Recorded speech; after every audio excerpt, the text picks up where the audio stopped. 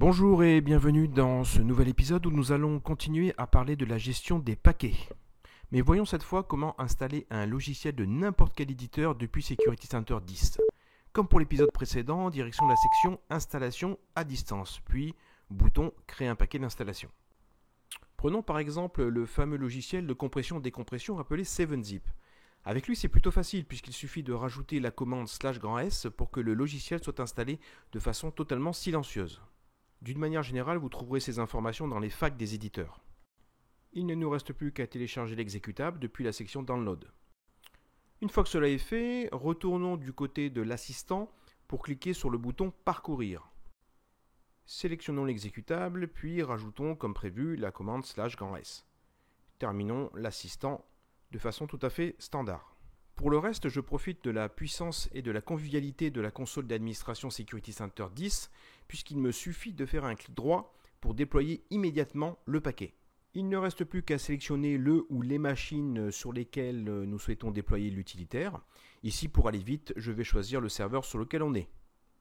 Le suivi de la tâche peut être vu en temps réel, et il ne reste plus qu'à vérifier que l'installation se soit bien passée.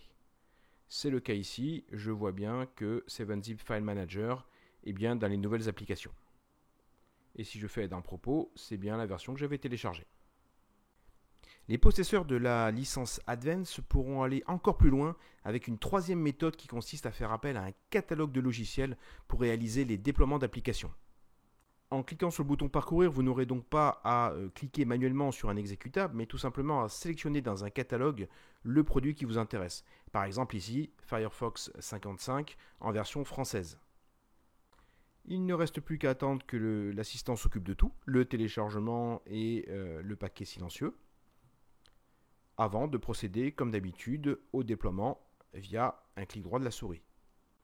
Comme tout à l'heure, je vais reprendre ici le serveur en Windows 2012 pour réaliser l'installation de ce navigateur. Et constater encore une fois que l'installation s'est déroulée rapidement et parfaitement.